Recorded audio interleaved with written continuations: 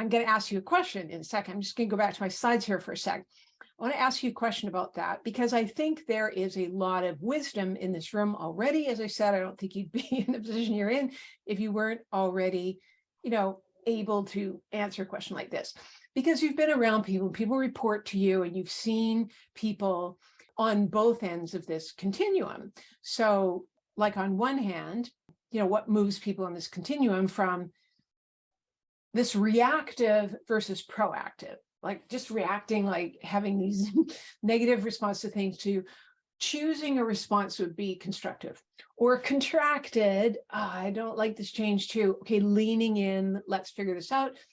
Inflexible to curious, how are we going to figure this out? Problem focused to solutions focused. Now, I will say that it's a natural human response to be over here in what I call the change challenged section.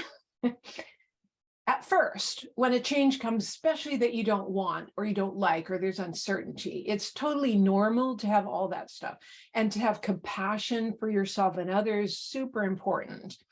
But you just don't want to stay stuck there. And I think because people get contracted there, they stay there longer than they need to, and they burn themselves out. So if you can totally be okay with it, it actually helps process the negative responses and moves you to this proactive, what we call change artist state.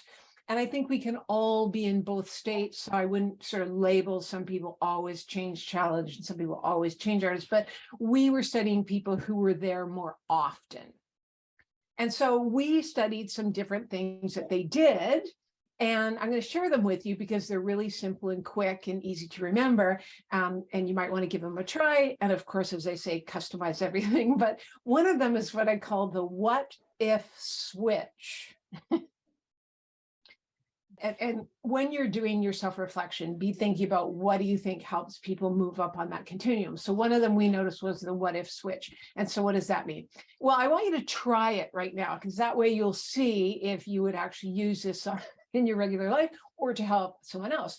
So all you're going to do is you're going to write down on a piece of paper, it's for your eyes only, one stressor or concern, and you're going to do it in a what if question format, which is, what if I can't find the right person for that position, for example. And that's how we talk to ourselves, right? We worry by proposing this question to ourselves in a negative way. What if I can't? What if we don't? Or what if I continue having a bad night's sleep? I was having a bad night's sleep a while back, and I noticed myself talking to myself like that. Or what if I get sick? Sometimes we talk to ourselves like that. Or what if we keep going over budget? So it could be a work thing or a personal thing. It could be to do with your family. It could be, something you do in your spare time, just whatever is present for you. And just obviously, many of us have many of these, but just one for now, just to kind of write one down in the what if, and then whatever you have a little concern about in your life. It could be a big concern or a little one, whatever it is. So just as I'm talking, just write one down and get it down on paper, because sometimes doing it on paper really helps shift the way your brain is looking at it. Now you can do it in your head, but, and sometimes I do, I'm lying in bed at night, I can just do it in my head. But if you start doing it on paper, you can turn it into default. So hopefully you have one down there, a what if, I call it a negative what if. Okay, so now you're going to underneath it write down an opposite what if statement. And it's just going to be the opposite of what you said. Like, what if I do find the right person for that position? Or what if I figure out how to get a good night's sleep? Or what if I stay healthy? Or what if we do find a way to balance our budget? So whatever it is you wrote, just say it the opposite. Like, what if you can make it work? What if you do? What if you can? That kind of thing. So just take a moment to write that down.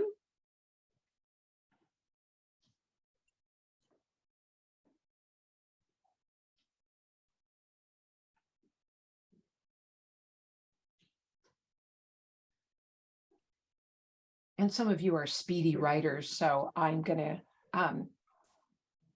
say to you, if you've already written it down, I want you to read it back to yourself, just in your own mind.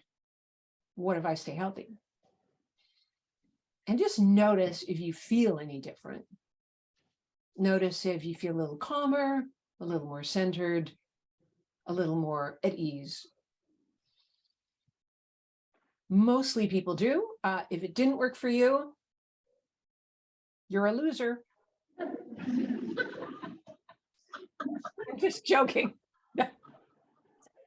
No, sometimes it works, sometimes it doesn't, but usually this works.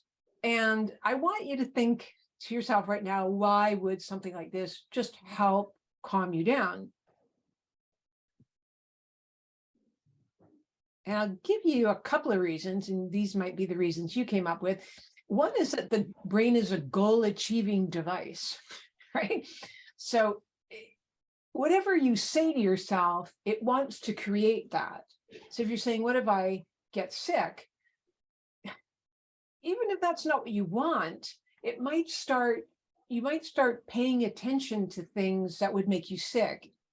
And I'm not necessarily saying then you'll manifest it, but sometimes you don't see things that would make you healthy if you're being like that, as opposed to if you're saying, what if I stay healthy, for example.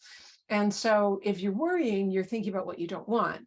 Now, obviously, we worry sometimes, and that's important. We need to pay attention to things we have to do something about. But if you don't take action on it and you're just looping, what you're doing is limiting your focus. And why that is, and maybe you already know this, which is good, is this thing called the reticular activation system, which is that phenomenon of, say, you buy a red car, never owned a red car before, and all of a sudden you're out on the freeway and you notice the other red cars. You never noticed those before. That's because the brain needs filters, because otherwise, if you have all this data coming at you and you try to process it all, you'd be completely overwhelmed. The brain can't do it.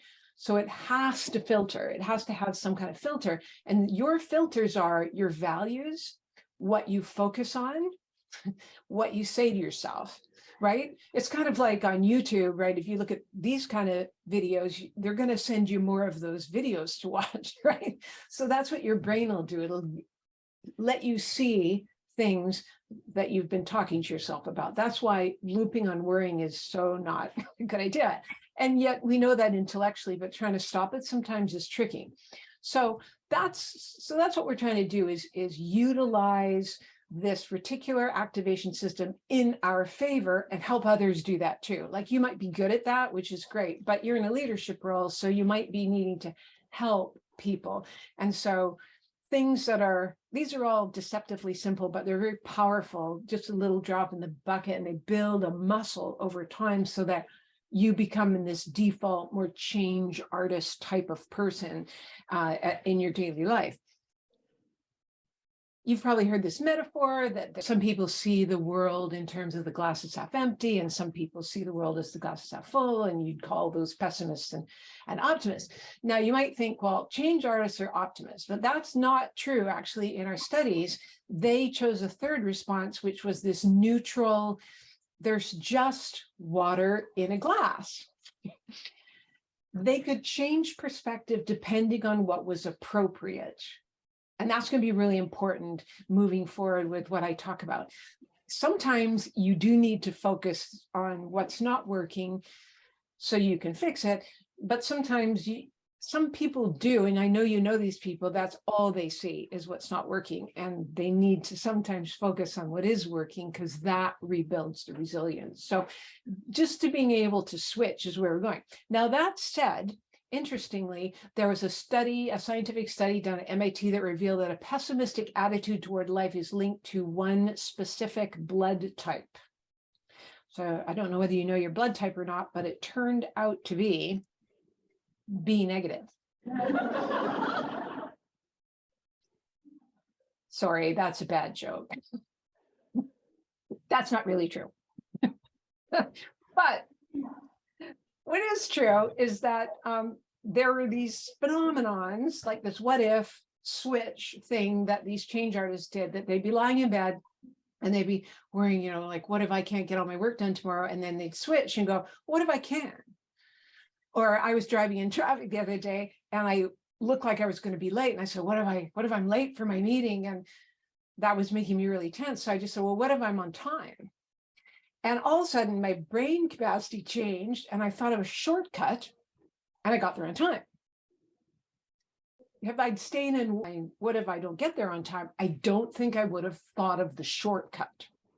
So that's the phenomenon we're working on here. So that's why you have to feed your brain with the goal you want, right? And we forget to do that.